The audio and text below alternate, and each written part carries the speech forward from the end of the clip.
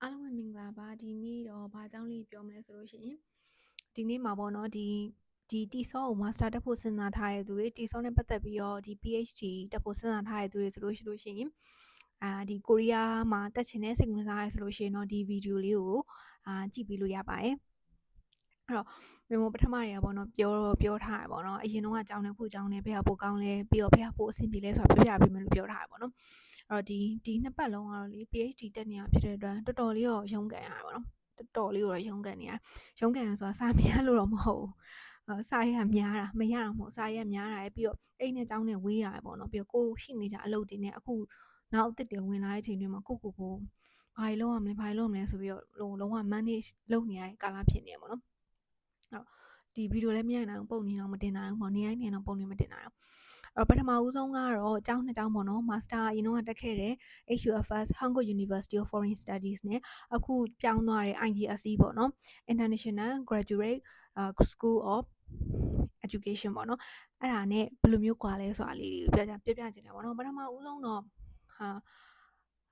HUFS ကိုသွားမယ်ဆိုလို့ရှိရင်တော့ HUFS ကလည်းကောင်းတယ်ဒါပေမဲ့ तू ကပထမဆုံးစဉ်းစားမှာ तू ကတော့စီကြည့်ရပေါ့နော်အခုဆို semester တစ်ခုကို54သိန်းလောက်တော့ရှိရအခု IGSC အကြောင်းကတော့ semester တစ်ခုကို38သိန်းပဲပေးရပါပေါ့နော်အဲ့တော့နှစ်ကျောင်းလုံးကတော့လေကောင်းတယ်နှစ်ကျောင်းလုံးတော့ကောင်းတယ် professor တွေလည်းကောင်းတယ် course တွေလည်းကောင်းတယ်အဲ့တော့ဘာလို့နှစ်ကျောင်းလုံးကောင်းတယ်လို့ပြောတာလဲဆိုမေမောကတော့အဲ့လိုမျိုးကို professor တွေလာတဲ့အခါမှာကြည့်ရဆိုရင်သူတို့ကတကယ်ကိုအရန်ကိုလေးစားကြတဲ့သူတွေဖြစ်တဲ့အတွက်သူတို့ဘာပဲလို့ဘလို့ပဲတင်အရန်ကြည့်လို့ကောင်းတယ်ပေါ့နော်ဒီနေ့ဆိုဘလို့ပုံစံမျိုးနဲ့တင်มาလဲဒီနေ့ဆိုចောင်းသားတို့ဘလို့မျိုးချင်းကပ်มาလဲသူတို့ဘလို့ technique တွေသုံးมาလဲဘလို့မျိုးတွေပြအောင်มาလဲအရန်သူတို့အကုန်လုံးကြည့်ရတာအရန်မောရှိစောရပေါ့အဲ့လိုမျိုးပေါ့တော်တော်မိုက်တယ်သူတို့ကြည့်ရအရန်တော်တဲ့ခါကျတော့မိုက်တယ်ဆိုတော့နှစ်ကျောင်းလုံးကဆရာမတွေရောကိုရီးယား professor တွေလည်းတော်တယ် native professor တွေလည်းတော်တယ်ဆိုတော့ဒီကျောင်းကပိုကောင်းပါတယ်ဒီကျောင်းကပိုကောင်းပါတယ်ဆိုအဲ့လိုမျိုးကြီးရောမဝေဖန်ရဲဘူးပေါ့နော်ဘာလို့မဝေဖန်ရဲလဲဆိုတော့အရန်တော်နေတဲ့ခါကျတော့ကိုကနေပြီးတော့ဝေဖန်နိုင်လောက်တဲ့အနေအထားလည်းမရှိဘူးပေါ့နော်တော့အရန်ကောင်းတယ်နှစ်ကျောင်းလုံးအရန်ကောင်းတယ်အမေ HUFS သွားမယ်ဆိုလို့ရှိရင်တော့ကိုရီးယားအတိုင်းဝိုင်းထဲမှာကျင်လည်ရမယ်ပေါ့နော်ကိုရီးယားတွေအရန်များတယ်အဲ့တော့ဆိုလို့ရှိရင် foreigner ဆိုရင်ကိုတက်တဲ့တန်းမှာဆိုတစ်ခါနှစ်ခါလောက်ပဲတွေ့ခဲ့ဘူးတာပေါ့နော်ပြီးရင်ကိုရီးယားတွေများတဲ့ခါကျတော့ကိုရီးယားတွေရဲ့ပုံစံလေးကတော့သိရတဲ့အတိုင်းပေါ့နော်နည်းနည်းတော့တမျိုးforeigner တွေလိုမျိုးတော့ open minded တော့မဖြစ်ဘူးပေါ့နော်သူတို့တွေကတော့အဆင်မပြေဘူးလားဆိုတော့မဟုတ်ဘူးအဆင်တော့ပြေရဲ့အဲ့လိုမျိုးလေးတော့ရှိရဲ့ပြီးရင်ကျောင်းလာကများတယ်သူကကြောင့်အခုဆို54သိန်းလောက်ရှိရပေါ့ IGSC ကျောင်းကတော့ foreigner တွေကြီးပဲဝယ်ခုရင်းနေကြီးပဲ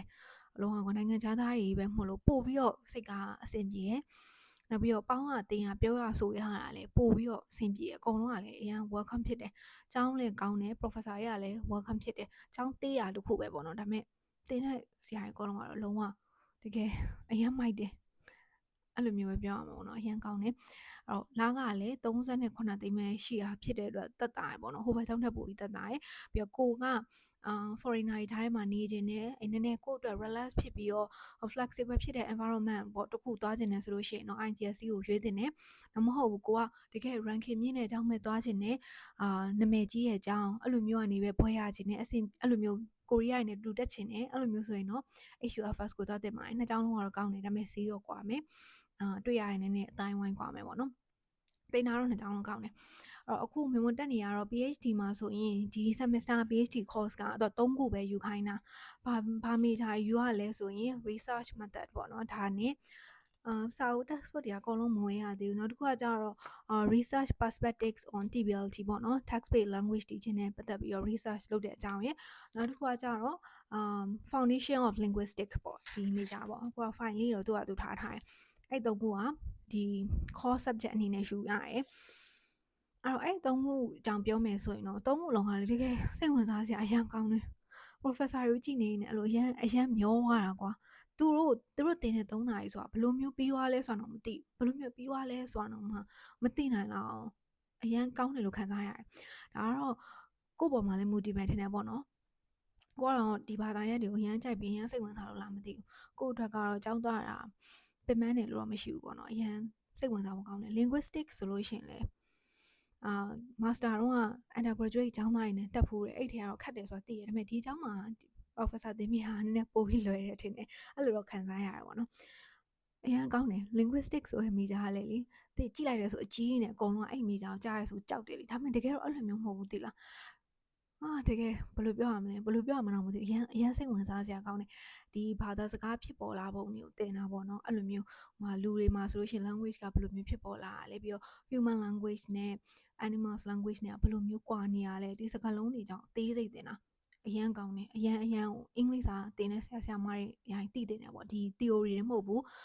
းဒီ method တွေမဟုတ်ဘူးဒါတွေကလေသိတင်တဲ့ထဲမှာပါတယ်ပေါ့နော်နောက်တစ်ခါကျတော့ research ပေါ့နော် research ကကြတော့ဒါကတော့ thesis လောက်မှာဖြစ်တဲ့အတွက်ဘယ်လိုပိုင်းတွေကို research လုပ်မလဲဆိုတာနဲ့ပတ်သက်ပြီးတော့အခုက TBLT ကလည်းအများကြီးခက်စားနေရဆိုတော့အဲ့ဒါတွေကိုသင်တာနောက် research method ကြတော့လေအဲ့ဒါကြောင့်ပို့ပြီးတော့ master ရဲ့ course မှာလည်းပါတယ်ပို့ပြီးတော့အသေးစိတ်ပေါ့နော် research ကိုproposal ရေးဖို့အတွက်ကိုအဲ့ဒါသင်ပြီးအဲ့ဒါလည်းအရင်ကောင်းတယ်အဲ့ဟာသုံးမှသာလုံးဝကြတော့한국ကဆရာမတွေသင်မိရပါတော့ကိုရီးယားဆရာမတွေသင်မိရဒါပေမဲ့သူတို့ကလည်းအမေရိကကနေဘွဲရလာတဲ့အတွက်လုံးဝအဆန့်နေရအစားလုံးဝမိုက်စားကြီးတွေစကားပြောအောင်အဲ့တော့အဆင်ပြေပေါ့နော်အရင်လဲဆရာမတွေဖော်ယူကြတယ်နောက်တစ်ခါကျတော့နောက်ထပ်နှစ်ပါးသားကျတော့ master course နှစ်ခုယူထားတယ်အဲ့ဒါကကျတော့ language awareness နဲ့နောက်တစ်ခါကျတော့ vocabulary ELT ပေါ့ဒါကတော့စာအုပ်လေးဝယ်ပြီးသွားတယ်အဲ့ဒါကြတော့native တွေတင်တာပေါ့ဒါကတော့ master ရဲ့ course တွေပေါ့နော် master မှာမြန်မာကအဲ့ဒါမပြီးထားသေးဘူးမပြီးထားအဲ့ course တွေမယူခဲ့ရလို့ယူတာသူက credit တော့မရဘူးဒါပေမဲ့စတင်ခြင်းနဲ့ဆိုတင်လို့ရတယ်ဒီကြောင့်မှကျတော့ဘာတစ်ခုကောင်းလဲဆိုရင်ကိုက PhD တက်နေဒါပေမဲ့ master course တွေကိုစိတ်ဝင်စားလို့ယူခြင်းနဲ့ဆိုရင်ကြိုက်တဲ့လောက်ယူလို့ရတယ်ကိုလုံးနိုင်စာလုံးနိုင်တဲ့လောက်ယူလို့ရတယ